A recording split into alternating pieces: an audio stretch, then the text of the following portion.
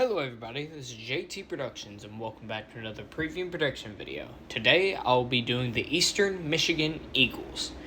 Last season, Eastern Michigan went 7-6, 4-4 in the MAC, losing their last two games to Central Michigan and to Liberty in the Lending Tree Bowl. Over the last couple of years, Eastern Michigan has, last year of course, went 7-6, 2020 the COVID year went 2-4, 2019 they went 6-7. 2018, they went 7-6. So they, over the last couple of years, besides the COVID year, they've been ranging around 500. So it has not been bad for them. They've been a perpetual middle-of-the-pack team in the grand scheme of things, it looks like. So what are they working with this year? Well, they have a quarterback I've never heard of in sophomore Austin Smith. Running back, Darius Boone, redshirt sophomore, haven't really heard of him. Tanner New, redshirt junior. Dylan Drummond, senior. Hassan Baydun, senior. Tight end, Gunnar Oaks, redshirt senior. If any of y'all are a MAC fan or a Eastern Michigan fan, let me know in the comments about, if one of these players I'm saying is a standout player. Let me know for all of these teams like Western Michigan, Buffalo, teams like that in the MAC.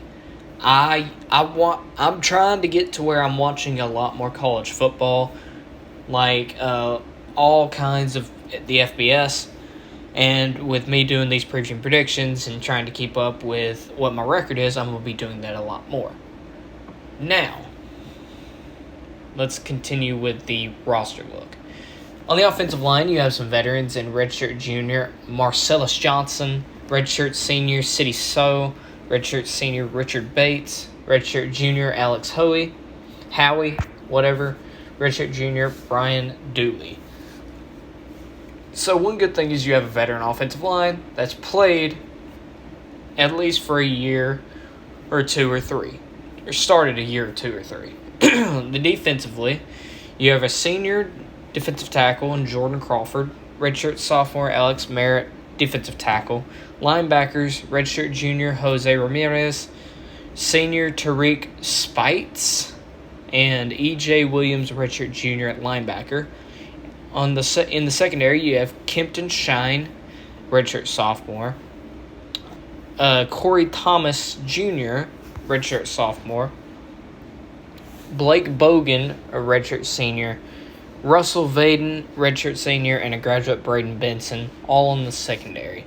What's going to kill you is probably quarterback play and running game. You also have a redshirt junior, Samson Evans. So you have you have a guy that could come in that has some touches under his belt.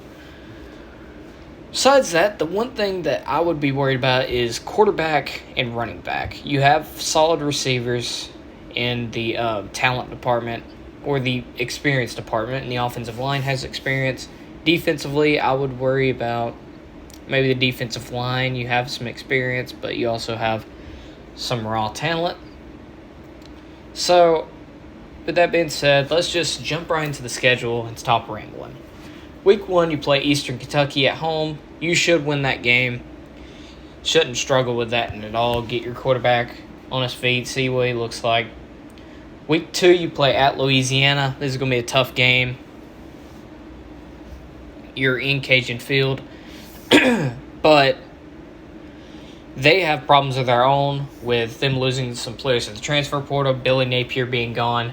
So I'm going to give you the win. Upset win in Lafayette against the Raging Cajuns. You'll be able to get them early and take advantage of it. So you're 2-0. Then you go on the road to Arizona State. They have some problems of their own, but I think the talent on their team and coaching by Herm Edwards is going to be too much. And I think that they're just gonna beat you in Tempe to drop you to 2-1. Then you play Buffalo. And I think you get Buffalo early enough, and your quarterback has had some experience where you can bounce back from that Arizona State loss and get a win here at home before before staying home for homecoming against UMass. You should embarrass UMass in this game. UMass is a terrible team right now. They used to be pretty decent, but they've kind of gone downhill. So going into your first part of the 3-part rivalry, or the 2-part rivalry game in the state of Michigan against Western and Central Michigan, you get Western Michigan at Kalamazoo, Waldo Stadium in Kalamazoo, Michigan. This is going to be a tough game. Western Michigan, if I were to rank the teams, like the group of 5 teams in the state of Michigan, it would probably 1, Central Michigan, 2, Western Michigan, and 3, Eastern Michigan. I think it's going to be a close game. Last season against Western Michigan, you won by 1 point. It's just hard to say. I'm going to give it to Western Michigan because, honestly, this could be a coin flip. I'm going to give it to Western Michigan because it's at their stadium. They have an advantage there.